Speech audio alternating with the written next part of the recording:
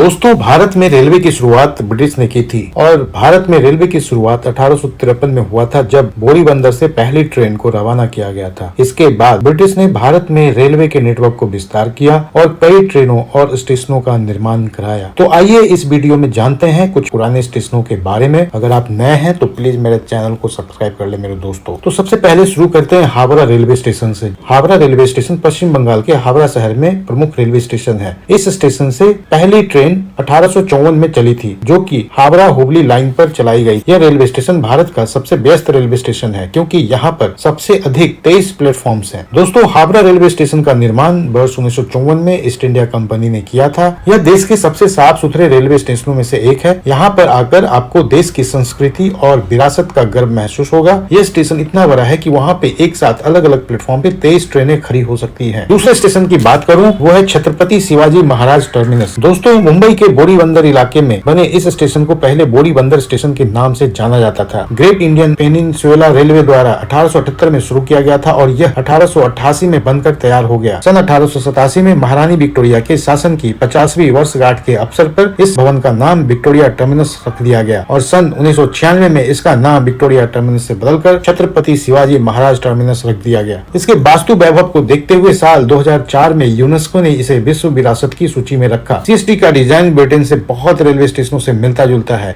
Victoria terminus building को बनाने में उस समय 16.13 लाख रुपए लगे थे। इस बिल्डिंग का मुख्य आकर्षण इसका सेंट्रल गुंबद है, जिसके ऊपर ग्रोथ को दर्शाने वाली 16 फीट 6 इंच बड़ा स्टैचू लगा है। तो दोस्तों, आपको बता दूं, उस वक्त रेलवे स्टेशन पे 6 प्लेटफॉर्मों का निर्माण किया गया था, जिसकी लागत तकरीबन 10.4 लाख आई थी और साल 1929 में यहाँ प्लेटफॉर्मों की संख्या बढ़ाकर 13 हो गई। फिलहाल यहाँ कुल 18 प्लेटफॉर्म है। यहाँ हर रोज 30,000 से ज्यादा यात्री सफर करते हैं। यहाँ पे सेंट्रल रेलवे का मुख्यालय भी है। 2008 में मुंबई पर बड़ा आतंकवादी हमला हुआ था और इस हमले में सबसे पहले सीएसटी को ही टारगेट किया गया था और हमले की वजह से यह रेलवे स्टेशन पूरे वर्ल्ड में सुर्खियों में आया था। अब आइए बात करते हैं नई दिल्ली रेलवे स्टेशन के बारे में। जी हाँ, अजमेरी गेट और पहाड़गंज के बीच 1926 में ईस्ट इंडिया कंपनी ने मंजूरी दी थी, जिसके बाद स्टेशन का निर्माण शुरू हुआ। वहीं साल 1931 में इस रेलवे स्टेशन का उद्घाटन किया गया। 1864 में एक छोटे से भवन से शुरू हुए इस रेलवे स्टेशन की गिनती आज देश के बड़े 10 स्टेशनों में होती है। इस छोटे से भवन से ही 40 वर्ष तक रेल का संचालन का काम किया गया। धीरे धीरे जब इसके विस्तार की जरूरत महसूस होने लगी, तब जाकर वर्ष 1893 में स्टेशन की नई इमारत बनने का काम शुरू हुआ, जिसे लगभग बनने में 10 वर्ष लगे।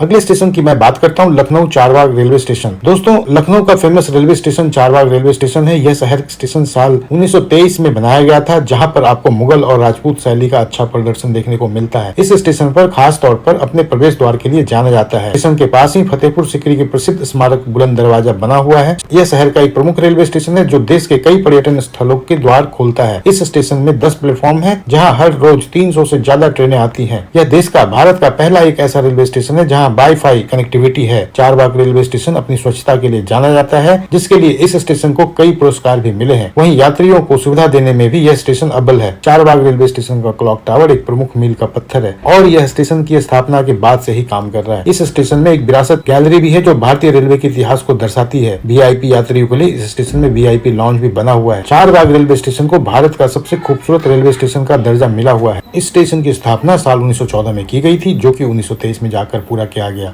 इस रेलवे स्टेशन की कीमत की बात करें तो उस समय 70 लाख रुपए में बनकर तैयार हुआ था। दोस्तों, अगले स्टेशन की मैं बात करता हूँ, देहरादून रेलवे स्टेशन। देहरादून अपनी खूबसूरत वादियों के लिए मशहूर है। यह उत्तराखंड का सबसे अच्छा हिल स्टेशन माना जाता है। यह शहर अपने धार्मिक आकर्षण, प्राकृतिक सुंदरता और वाइल्ड लाइफ सेंचुरी के लिए ही पर्यटकों का फेवरेट है। यहाँ घूमने के लिए बहुत सी जगह हैं जो लोगों को आकर्षित करती हैं। इनमें से एक रॉबर्ट्स केव है। यह एक छोटी सी गुफा है, जिसमें से जलधारा बहती है। यह जगह देहरादून से 8 किलोमीटर की दूरी पे स्थित है। दरअसल देहरादून में पहले डाकुओं का डेरा था। अंग्रेजों के समय में देहरादून इतना पॉपुलर नहीं था। अंग्रेजों के जमाने में यहाँ डाकू रहा करते थे। बताया जाता है कि रॉबर्ट्स केव में डाकू सुल्ताना और मान सिंह डकैती करने के बाद छिपा करते थे और इस गुफा में कई डरावने और खुफिया रास्ते हैं, इसलिए कभी भी अंग्रेजों के हाथ नहीं लग पाए। रॉबर्ट केव ब्रिटिश काल में डाकू मान सिंह का अड्डा था। यहाँ डाकू डकैती करके आते थे और अपना खजाना छिपा दिया करते थे। अब न तो यहाँ कोई डकैत है और न ही अंग्रेजों का कोई शासन। लोग दूर दूर से इस गुफा को देखने आते हैं। गुफा 650 मीटर लंबी है। इस गुफा गुफा से आज भी पानी की धाराएं बहती है, इसलिए बरसात के समय यहाँ पे जाना बहुत ही खतरनाक हो सकता है। कहते हैं कि यहाँ गंदक युक्त पानी से पुराना चर्म रोग भी ठीक हो जाता है, और इस पानी में ऐसा क्या है आज तक कोई नहीं बताया पाया, लेकिन यह पानी उन लोग के लिए दवा का काम करता है जो त्वचा से जुड़ी समस्याओं से जूझ रहे हों। दोस्तों, ब्रिटिश ने इसका निर्माण साल 1897 से 1899 के बीच किया था, और इस लाइन को मंजूरी 1896 में ही मिल गई थी। हालांकि बाद में यहाँ पर लाइन का काम शुरू हुआ, वहीं मार्च 1900 में पहली बार यह लाइन शुरू हुई। तो दोस्तों, अब आइए बात करते हैं पंडित दीनदयाल उपाध्याय रेलवे स्टेशन के बारे में। जी हाँ, इसको पूर्व में मुगल सराय रेलवे स्टेशन के नाम से जाना जाता था, हालांकि बाद में इसका नाम बदल दिया गया। यह उत्तर प्रदेश का प्रमुख रेलवे स्टेशन है जो बनारस से सिर्फ 4 मील की दूरी पर स्थित है। इस रेलवे स्टेशन का निर्माण 1862 में किया गया था, जब ईस्ट इंडिया कंपनी हावड़ा से दिल्ली को रेलवे लाइन के माध्यम से जोड़ रही थी। गंगा और अन्य नदियों की वजह से सेना ने अपना महत्वपूर्ण पड़ाव बनाया था। 1853 में लॉर्ड डलहौजी के समय मुंबई से थाने तक की पहली यात्री लाइन बिछाई गई। उसके बाद लॉर्ड एल्गिन के समय 1862 में मुगल सराय से दानापुर तक रेल लाइन बिछाया गया। मुगल सराय से मिर्जापुर के बीच जनवरी